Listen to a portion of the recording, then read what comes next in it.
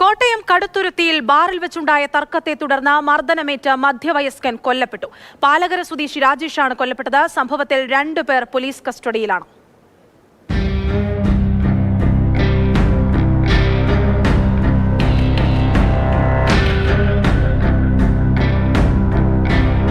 Painting തൊഴിലാളിയായ കടുത്തുരുത്തി പാലകര സ്വദേശി രാജേഷിനെയാണ് ശനിയാഴ്ച രാവിലെ വീടിനുള്ളിൽ രക്തം വാർന്ന് മരിച്ച നിലയിൽ കണ്ടെത്തിയത്. രാജേഷിന്റെ തലക്കേറ്റ ക്ഷതവും ആന്തരിക രക്തസ്രാവവുമാണ് മരണകാരണമെന്ന് പോസ്റ്റ്മോർട്ടം റിപ്പോർട്ടിൽ വ്യക്തമായിരുന്നു. ഇതിന് പിന്നാലെ പോലീസ് നടത്തിയ അന്വേഷണമാണ് പ്രതികളിലേക്ക് എത്തിച്ചത്. കേസിലെ 2ാം പ്രതി സ്റ്റാനിക്ക് രാജേഷിന്റെ ഭാര്യ ഗൂഗിൾ പേ വഴി പണം കൈമാറിയതാണ് തർക്കത്തിനിടയാക്കിയത്. വെള്ളിയാഴ്ച രാത്രി കടുത്തുരുത്തി സോഡിയക് ബാറിലിരുന്ന് മദ്യപിക്കുന്നതിനിടെയാണ് രാജേഷും സ്റ്റാനിയുമായി തർക്കമുണ്ടായത്.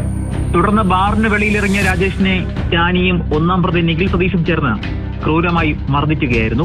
മർദ്ദനത്തിനിടെ തലയടിച്ചു വീണ രാജേഷിന്റെ തലയോട്ടിക്ക് ക്ഷതവും തുടർന്ന് ആന്തരിക രക്തസ്രാവവും ഉണ്ടായി. മർദ്ദിച്ചവർ തന്നെ പരിക്കേറ്റ രാജേഷിനെ കടുത്തുരുത്തിയിലെ സഹകരണ ആശുപത്രിയിൽ എത്തിച്ചു. പരിക്ക് ഗുരുതരമായതിനാൽ മെഡിക്കൽ കോളേജിൽ ചികിത്സ തേടാൻ ആശുപത്രിയിൽ നിന്ന് നിർദ്ദേശിച്ചെങ്കിലും ഇവർ രാജേഷിനെ വീട്ടിൽ കൊണ്ടുപോയി വിട്ട ശേഷം സ്ഥലം വിടുകയായിരുന്നു. ഭാര്യയും മക്കളുമായി പിണങ്ങിക്കഴിയുന്ന രാജേഷ് വീട്ടിൽ തനിച്ചാണ് കഴിഞ്ഞിരുന്നത്. കേസിലെ 2ാം പ്രതിയായ സ്റ്റാനി ജോൺ ഉഴവൂർ ബ്ലോക്ക് പഞ്ചായത്തിലെ ഓഫീസ് അസിസ്റ്റന്റാണ്.